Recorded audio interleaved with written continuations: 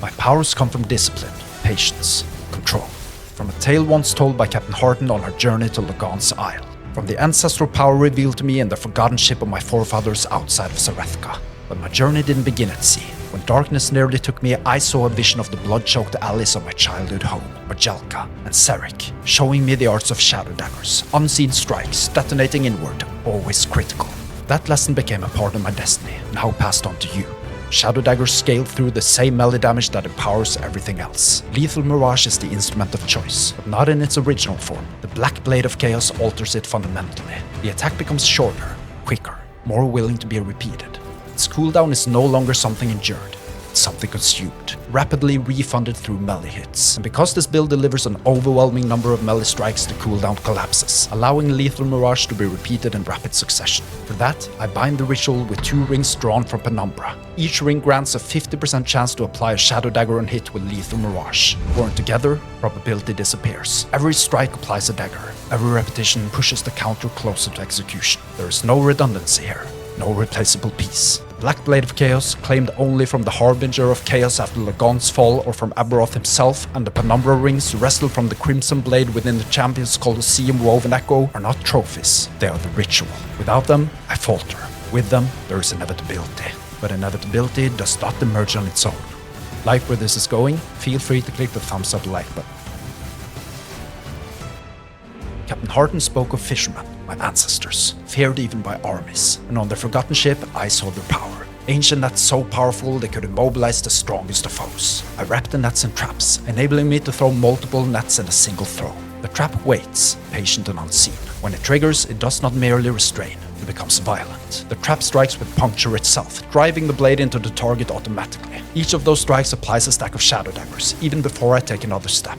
Enemies are immobilized outright. Bosses and rare foes, too powerful to be fully bound, are still dragged down. Their movement speed reduced by 35%, their freedom shattered. And once slowed or immobilized, something else breaks entirely. They lose the ability to dodge, to evade, to deny critical strikes. In this state, Huntress advantage takes hold.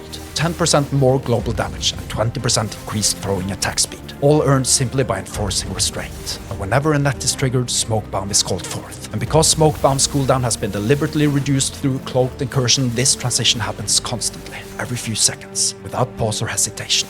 Inside the smoke, shadows form. Smoke blades sharpen the ritual, each second within the smoke granting flat belly and throwing damage, stacking again and again for 4 seconds. The longer the smoke holds, the sharper the edge becomes. With space claimed and retaliation denied, Lethal Mirage follows. Through unending Mirage and Umbral expense, the number of Mirages is pushed as far as possible. Each additional Mirage is not redundancy, it is another hit. Another opportunity for Shadow Daggers to be applied. Through Shadow Eater, every active shadow is consumed without mercy, traded for an additional Mirage. This is not optional. Shadows are not meant to linger, they exist to be converted.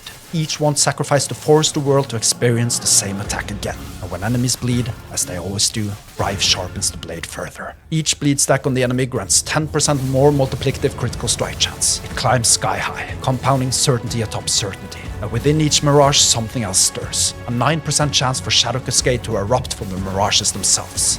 Shadow Cascade is never invoked. It emerges, and Shadow Elegance ensures that even here, Shadow Daggers continue to be applied. Repetition feeding repetition, without interruption. Puncture fills the gaps, and should be used directly when Lethal Mirage is on cooldown, or when mana is needed. Through Mind Piercer, each hit restores 4 mana. Through my passive power, Sapping Strikes, another 8 mana is added. 12 mana returns with every successful strike, enough to ensure the engine never starves. And through Death's Imprint, Puncture becomes absolute. Every hit applies a Shadow Dagger with 100% certainty. When Puncture is triggered indirectly through net, that guarantee holds. And when Puncture is used directly, the chance doubles. 200% certainty, driving Shadow Daggers forward without hesitation. Decoy is not part of the rhythm. It exists only for moments when pressure spikes beyond control, when bosses demand attention faster than denial can answer. In those moments, Decoy draws the heat away. Now, are you watching this without having subscribed to the channel? Subscribing is the best way to stay tuned for all my videos. Also a great way to support me as a creator. Thank you. My power has taken me to 1064 corruption, with gear far from reaching its true potential. With more refined crafting and legendary power imbued, I could venture much further into the Void's corruption. The unique items and base choices are correct, but the execution is unfinished. The helmet tells this story clearly. Its base is strong, granting cooldown recovery that feeds both lethal Mirage and Smoke Bomb, alongside increased stun chance. That stun chance matters more than it appears at first glance. The Black Blade of Chaos carries with it the ability to inflict shock, and shocked enemies suffer a 20% increased chance to be stunned. That interaction alone turns the helmet from a convenience into a contributor. When combined with the increased stun chance blessing from Lagon, this layering becomes noticeable in practice. And yet, the affixes betray imperfection. A tier 3 flat health regeneration stat sits where a high tier resistance should be. It contributes little, it survives only because the rest of the structure is strong enough to carry it. The relic tells a similar tale. A tier 3 void resistance where at least a tier 5 should stand. The body armor fares better, but not without compromise. Armor shred chance is vital here, and it is present. The tier 7 lethal Mirage stat reinforces the engine directly. The tier 6 increased health provides real margin. These are not accidents, but even here, waste remains. A tier 3 flat dodge rating does little to serve. It should be higher, or better yet, replaced entirely with the resistance. And the base itself, while serviceable, is not ideal. In time, it should give way to a Gorgon scale coat, whose foundations better suit the demands of high corruption. The weapon, however, holds quiet promise. Acquiring even 2 legendary potential in this blade is not a fantasy, it is achievable. And when it happens, the impact is immense. High tier increased physical damage or critical strike multiplier would push Shadow Daggers far beyond their current reach. The Falcon Fist gloves serve well, flat melee damage and high increased attack speed, reinforcing repetition cleanly. The Raka's claws are also a worthy alternative, especially if the throwing critical strike multiplier can be raised toward 130%. But the path there is harder. High legendary potential is much rarer. My idols also reveal unfinished work. If physical resistance is resolved properly through gear, which it should be, the 2 idols currently devoted to it can be relinquished. In their place, increased health idols can stand, or even an additional class idol. And for those class idols, the choice is clear. Physical penetration with Shadow Daggers as a prefix, elemental resistance as the suffix. With those alone, elemental resistances can be capped entirely, freeing the rest of the gear to serve more meaningful purposes. Finally, the primordial item, the True Sight Glass Amulet. It solves critical strike avoidance almost entirely, granting 96% on its own. That single decision removes the need to invest elsewhere, freeing affix space across the build. Beyond that, it grants critical strike multiplier, never wasted, a reduced cooldown recovery, reinforcing both lethal Mirage and Smoke Bomb once more. Did you know the best way to stay in touch with everything I do is through my newsletter? You'll get all my content in one place, exclusive behind the scenes content, polls, giveaways and other cool stuff. You can join through the link in the video description. See you there.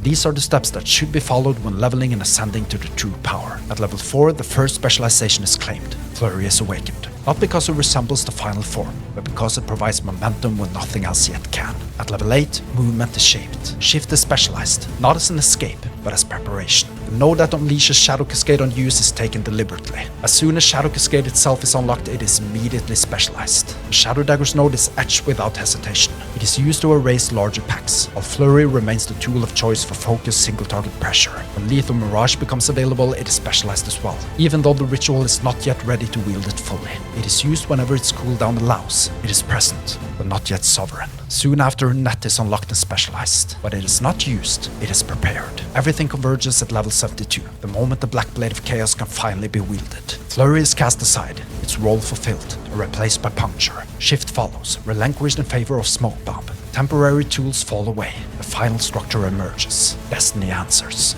Leveling build planners can be found in the pinned comment. And remember to sign up for my newsletter in the video description for all my content in one place. Exclusive behind the scenes content, polls, giveaways and other cool stuff. Get exclusive membership perks by clicking the join button and make sure you have hit the like and subscribe buttons as well. And if you want to see the epic cinematic journey of how this build came to life, click on the vid card on the screen.